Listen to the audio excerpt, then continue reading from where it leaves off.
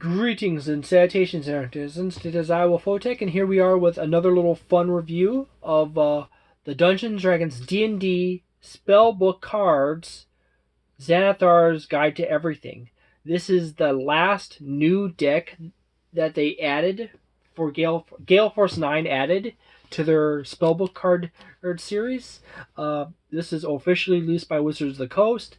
I guess at some point Wizards of the Coast and Gale Force 9 had some issues with each other, and they don't produce any newer spell decks after this, and they kind of just don't update this line as much as they should. However, considering that most books after Xanathar's Guide only have like 3 to 4 new spells in it at most, until you get to Tasha's and Fizzbands, which then has a couple dozen more spells in them. Yeah, it complicates things. This deck right here contains 95 spell cards in it. This spell deck has some really interesting side details about it. They need to be denoted as I go into it. Unlike most of the spell decks, there's a few different things, like the fact that it has the eye for Xanather on the backside. Besides nothing else different on the backside.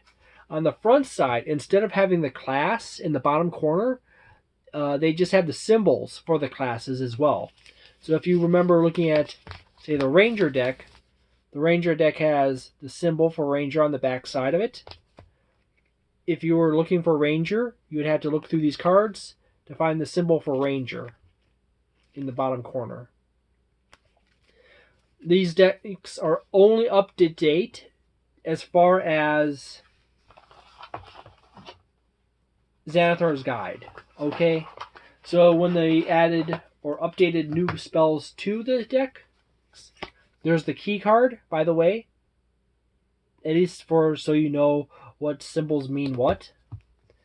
There's the symbol. There will be typically a line down here at the bottom that says, see page blah blah blah blah blah. I have my hand resting on something. And it tells you Xanathar's Guide. This is the text for how the spell works. There'll typically be a text up here on the top that says for the material, if it requires materials. There's components, duration, obviously range, and casting time, as well as the name on all the cards. It's pretty much the same format all through and through. There will be a C right here if it is a concentration spell. They typically do not put anything on here that says if it's a ritual or not. They will put the class in fine text between the name and the top of the information box. So, yeah.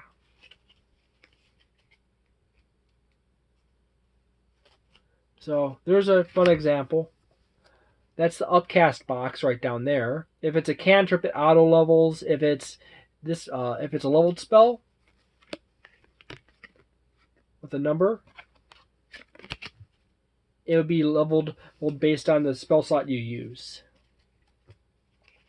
These cards are overall very useful for entirely new players to Dungeons & Dragons 5th edition, or people who are inherently disorganized and have a difficult time remembering what page a spellbook is on, spell is on, and people who have other issues beyond, that. This deck contains all levels 0 to 9 for all the classes from Xanathar's, all the spells in Xanathar's Guide for all the classes that pertain to it. Overall, this is a nice expansion. If you have all these other decks, go ahead and buy this one.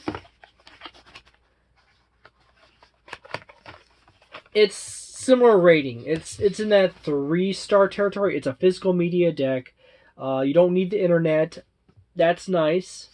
If you need to add more cards, you can always use index cards to fill out the new cards or homebrew spells. So it's not that big of a deal. It gets you a good starting point on your spells. and overall it's kind of neat. It's also, I have to remember and remind everyone that they do not have a artificer deck. There's no artificer deck. Just simple as that. And they don't add any more. They have not added any more spell card decks since Xanathar's Guide. So, sad to say, it would be nice to have a Tasha's Cauldron of Everything deck.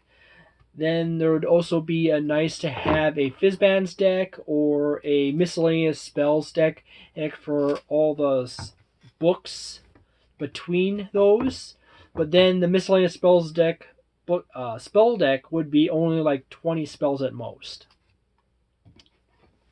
Because for a long period of time, Wizards of the Coast didn't really add any new spells outside of, say, like third-party companies like Penny Arcade and their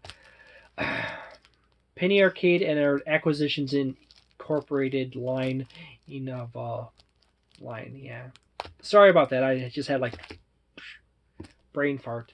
It's getting late, so yeah, it's approximately a 3.5 star. If you want to add more, index cards are really your only option, I guess. Thank you very much for watching these. This is the last regular spell deck.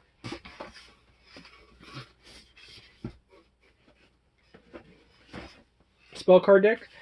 After this, it's pretty much the magic item decks and the monster decks.